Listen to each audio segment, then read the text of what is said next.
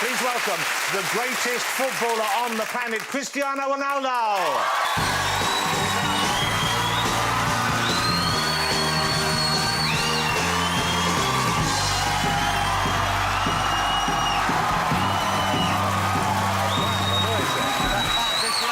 Cristiano Ronaldo, come and sit down, Cristiano. This side, right? Yeah, just over there, just over there.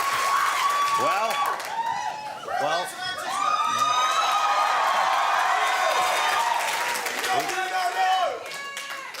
I think you have one or two fans in this evening. So nice to have you here. Why do you not do this kind of show more often? You must be asked an awful lot, I'm sure. No time. No time? No time. Just too busy? Yeah, kind of. Many trainings, many games. We have to travel a lot. And basically, difficult. Yeah. Difficult. We don't have a lot of time. But it must be a nice feeling to be here and knowing these people are going crazy for you and people at home are excited about seeing you. That must be quite a good feeling. Well, it's an unbelievable feeling. I was here in England for 6 years. Yeah. And I respect English people a lot because they are very polite and they respect... Serious. That felt like a warning. No, but it's true. The timing that I spent here, the people treat me unbelievable. I'm never gonna forget that. So this is why I say, and I'm gonna repeat, English people, they are polite for me because they respect. Yeah. That's nice to hear. And I think we're proud of that as well. We are proud of it in country. So let's talk about the Ballon d'Or. The Ballon d'Or is FIFA's kind of idea of who is the best overall footballer this last year. Yeah. You have won it 3 times. Lionel Messi has won it 4 times. So you hold that at the moment. And we're coming up in January, I think. They will announce who has it for January, the next year. yeah. And obviously you would like it to be you. Will be in.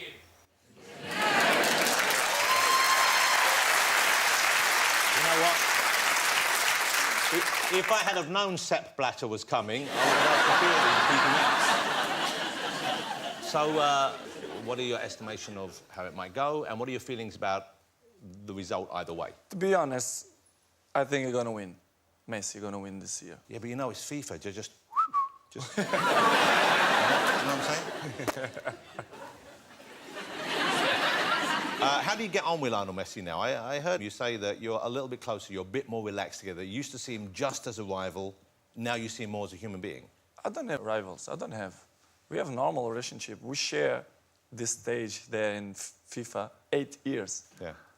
No one's did that in the past. It's only us. Yeah. So it's good. I have a good relationship with him. He play for one club, I play for another club. He want the best for him, I want the best for me. So it's normal. We have a good relationship. You know, we are not home friends, but you know, we respect each other. That looks like a very good relationship, right there. What is he wearing? Well, let me talk. There's so many questions to ask you, but let me talk about your time here with Manchester United then. How old were you when you came over to join Manchester United? You were just 18? 18, yeah. 18 years old. And you'd already left home at 12, I think, to go to Lisbon, so you were used to living away from home. But coming here and meeting British people and having to work with Sir Alex Ferguson, that must have been quite a shock in some ways, I imagine? Not really. It was the key why I'm moving here to England.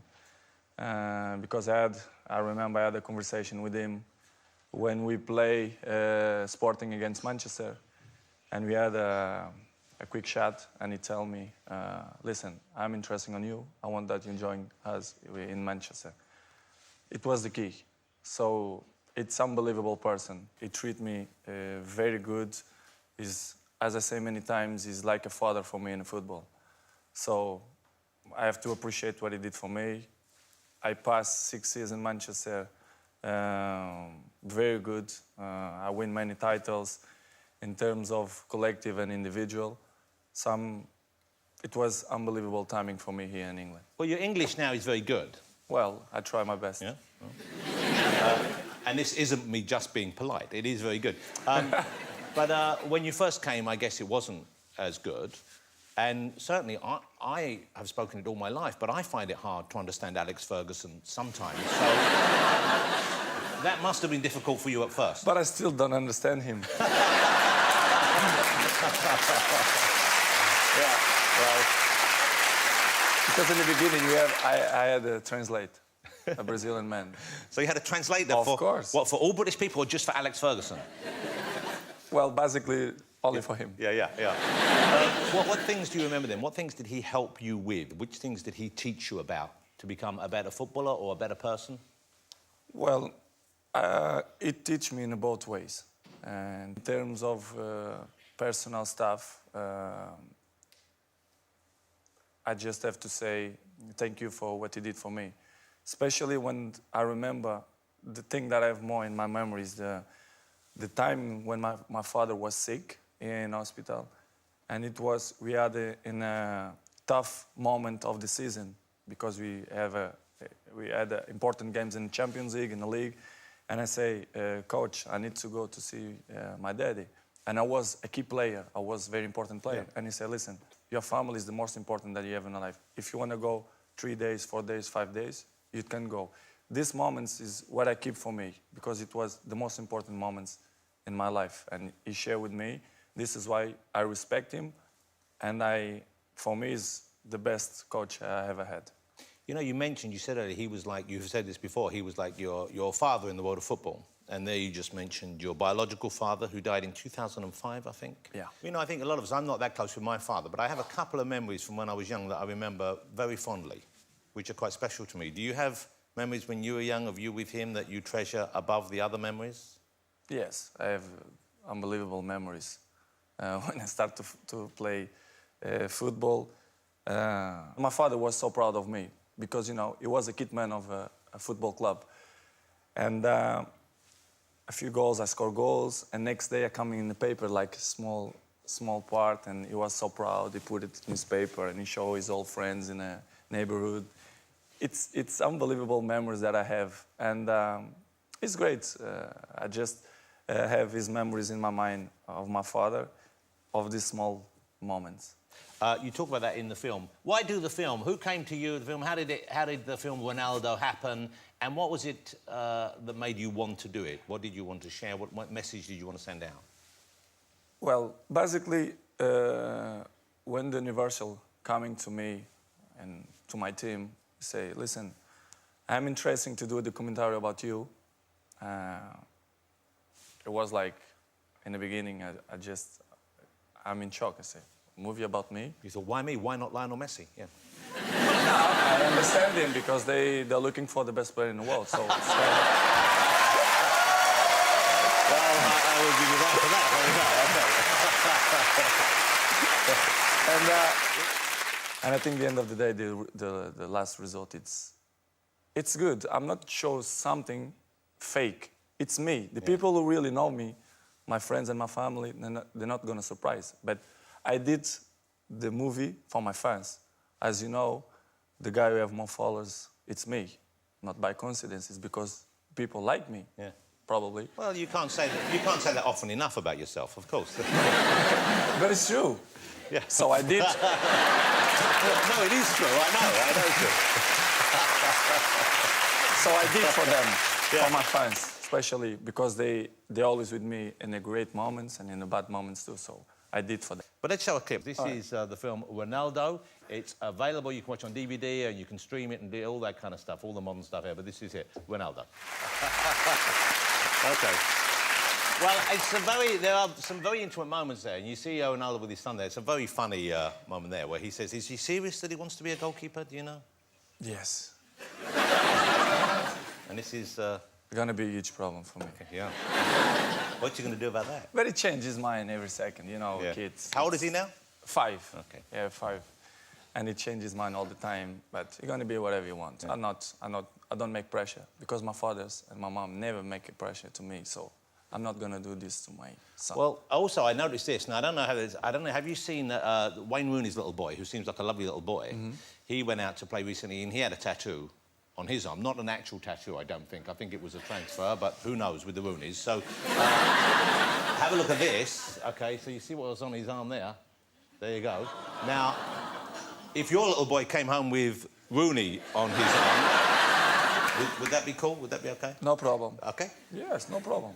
What about if you had Messi on his arm? No problem. Okay. Same. If you will do that, it's because he's smart. He knows he's good players. That's fair enough. That's a good point. He is. Yeah, that's a lovely answer. Well, we'll talk about your son a little bit more, but your mother, obviously, is a hugely important part of your life. She figures quite heavily in the movie. She's a passionate supporter of you, and obviously she loves her whole family. You can see that. But one thing that amazed me is that she says in the film, and you're there, that you were an unwanted child. She didn't want to keep you. Mm-hmm. Now, that must be a shocking thing. The first time you hear that, that must be... No. Normal. But for you to hear that, I know it happens a lot. Don't change nothing in my mind. Nothing.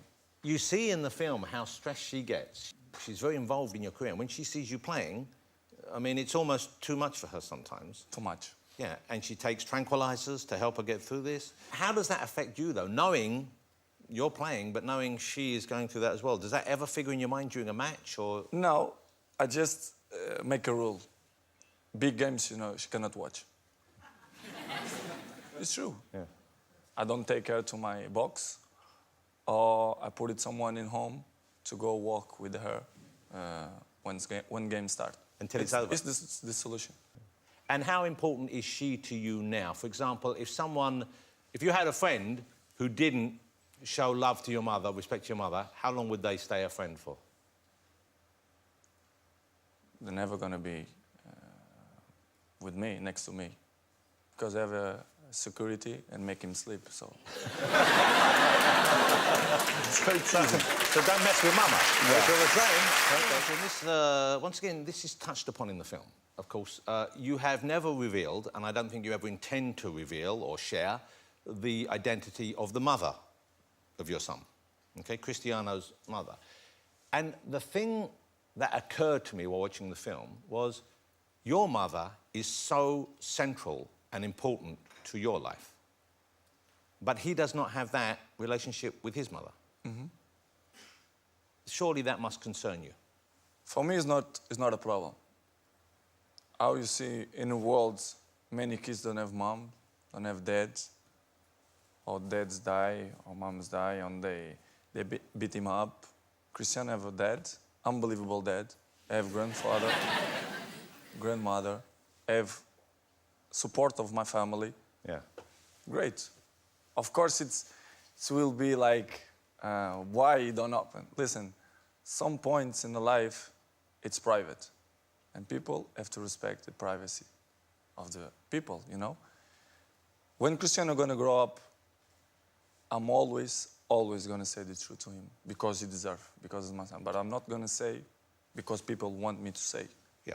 You don't owe the world an explanation, Exactly. but you obviously feel that you would owe him the truth and be happy to... What age do you think... I mean, presumably he asks already, but when will you share with him? I'm not worried about that. He gonna understand his daddy. Yeah. He gonna understand. I'm sure 100%. 100%. He gonna understand me. I'm gonna say the time when I feel that is the right time. I don't know, 10, 11, 12. I don't know.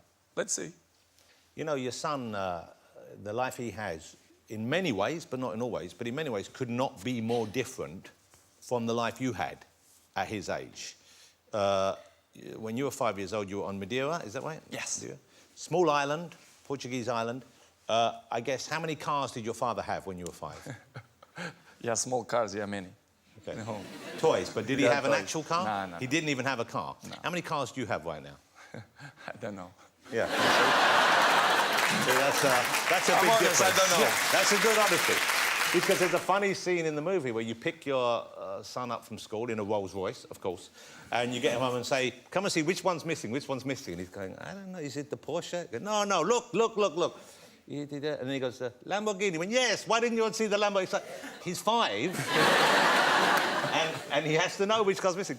So my question is, do you ever worry about that? Do you ever worry about what your life will give him growing up that you didn't have? Because obviously, although you had, from the outside for many people, you had a tough life and you didn't have those comforts, but he has maybe too many. He has maybe too much available. how do you approach that? It's not easy. Not going to be easy. But for me, in my mind, the way I'm thinking, it's all about education. If you will give good education, it will be strong. You will know and you will know appreciate the things. I cannot avoid to show him a good car, a good houses, a good quality of life. You cannot avoid, you know. Yeah, because you have that, of course, Exactly, and you have earned exactly. that. Yeah. I cannot avoid. What I have to do it. If you will be in my shoes, what you're gonna do?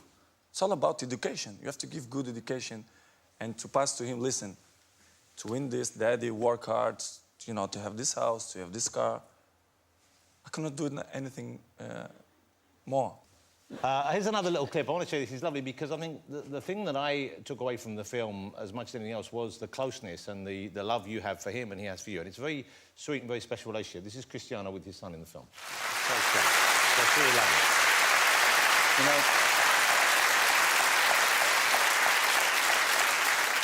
that's lovely. If you could do that with him when he's 20 on your back, then I'd be impressed. Okay? That's real training. That's what Rooney does. What about other aspects of your personal life? What about, is there a special someone in your life right now? A few.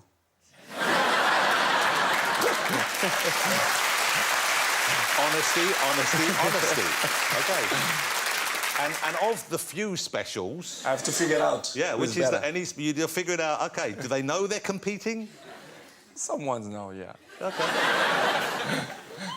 You must be exhausted. But do you have a... Is it hard meeting people? Obviously, you're... May I say this? You're a very beautiful man. Well.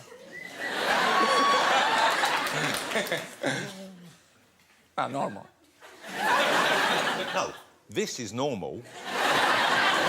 This is slightly below normal in actual fact. But no, you're an attractive man. But I wonder, with the attention and with the focus on your life and with the interest from the press and so on, is it tough for you to make that first move, to trust someone the first time? Well, it's not easy, of course. Not to speak serious, it's not easy. I know 50% they approach just for interesting. It's normal, not just me, but all the people who are famous, they have this kind of problems. But in another way, I think I'm a confidence guy. I'm told I have all teeth, so I have nice body. Yeah, yeah. So I think sometimes the other 50%, it's because, you know... Because they like you. Yes, I think so. You're a good-looking piece of meat. Yeah. That's right. There, look at that. Not bad, eh?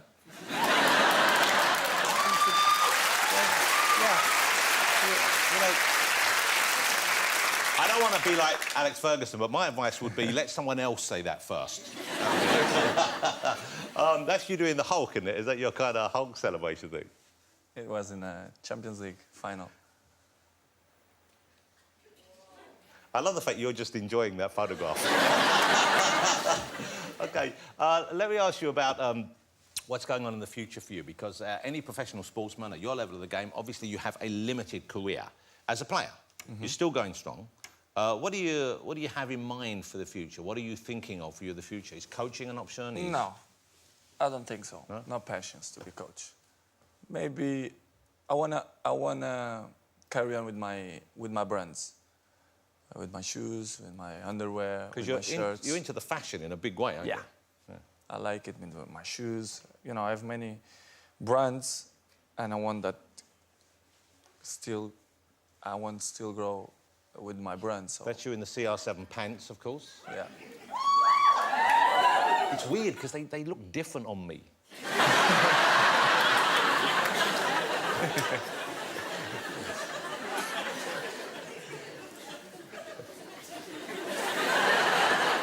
I mean, could you maybe just do one of the slightly more elasticated waistbands?